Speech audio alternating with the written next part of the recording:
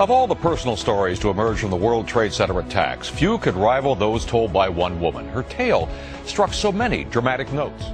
Tania Head was just one of 19 people who had been above the point of impact in the South Tower, lived to tell about it. I was flying through the air. That's what I was doing from the impact. After being badly burned, Tania witnessed the decapitation of her assistant before coming across a dying man who begged her to deliver his wedding ring to his wife. I started crawling over people who were burnt from head to toe, who were cut up, and I was trying to.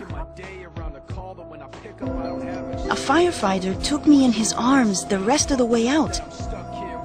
The tower came crashing down. We found cover. And the next thing I remember is waking up in the hospital. It was an amazing tale. It was that her fiance was in Tower 1 and she was in Tower 2. Her fiance was killed. Despite that devastating loss, Tania became a beacon of hope. She lobbied to have survivors invited to annual 9/11 commemorations, have them represented in the 9/11 Museum. She saw it, ran from it, survived it, lost a husband. Everyone else had one element. She had all the elements. Perfect storm.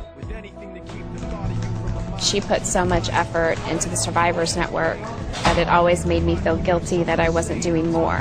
You know, gosh, how can anybody be that resilient? I don't know what I would have done if that was me.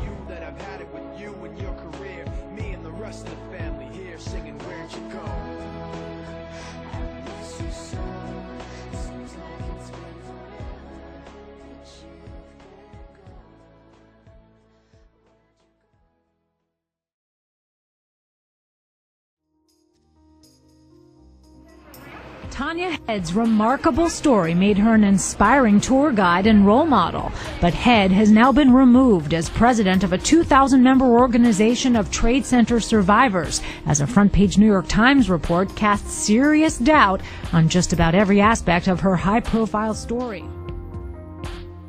A couple of days before the 6th anniversary, Tania came over to me. She was frantic. And she said that a New York Times reporter was going to do a story on her.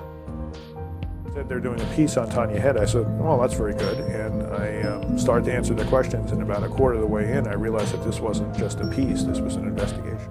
The Times was unable to substantiate anything about her story, not the hospital, nor the existence of a fiancé, widow, wedding ring, or place of employment.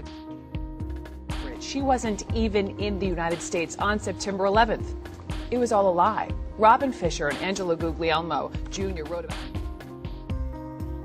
Then Spanish national newspaper La Vanguardia discovered that just 10 days after 9/11, when Tania claimed to be in hospital with first-degree burns, she was actually enrolling at business school in Barcelona.